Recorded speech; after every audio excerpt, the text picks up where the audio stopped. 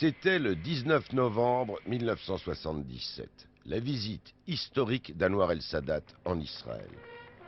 Au Proche-Orient, très peu savaient qu'elle avait été précédée par des rencontres secrètes à Casablanca entre le chef du Mossad, les services spéciaux israéliens et un émissaire égyptien, puis à Rabat entre Moshe Dayan et le vice-premier ministre égyptien. La première paix au Proche-Orient avait commencé dans le bureau du roi du Maroc. Comme son père Mohamed V, le roi Hassan II a toujours œuvré pour une entente israélo-arabe.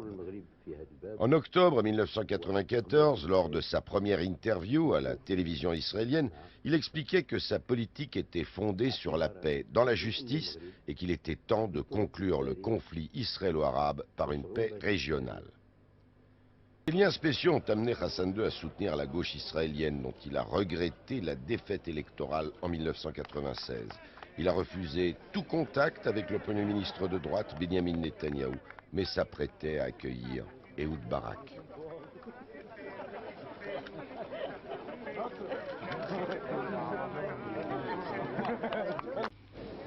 Au lendemain de la signature à Washington de l'accord sur l'autonomie palestinienne, entre Yitzhak Rabin et Yasser Arafat, le Premier ministre israélien prend l'avion pour Rabat.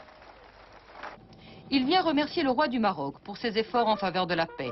C'est une visite officielle, mais elle a été précédée de beaucoup d'autres qui ne le furent pas. Dès les années 70, les dirigeants israéliens ont été reçus dans le plus grand secret par le souverain marocain. Ces rencontres constituèrent probablement la première pierre du processus de paix. Si vous avez quelque chose de sérieux, venez me voir. Après tout, comment peut-on négocier si on ne se rencontre pas? Mais à condition qu'il y ait une base de départ sérieuse. Shimon Peres a rencontré 4 fois Hassan II. Les 2 premières fois secrètement, puis en visite officielle. Lui qui est un ami d'Israël, c'est un ami de mon juif.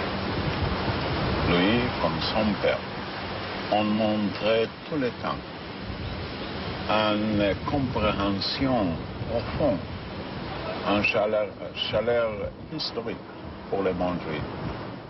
Comme l'avait fait son père, Mohamed V, Hassan II a toujours appliqué chez lui le principe d'une bonne coexistence entre arabes et juifs. Une communauté juive vivante a perduré au Maroc, gardant des liens constants avec les juifs marocains installés en Israël.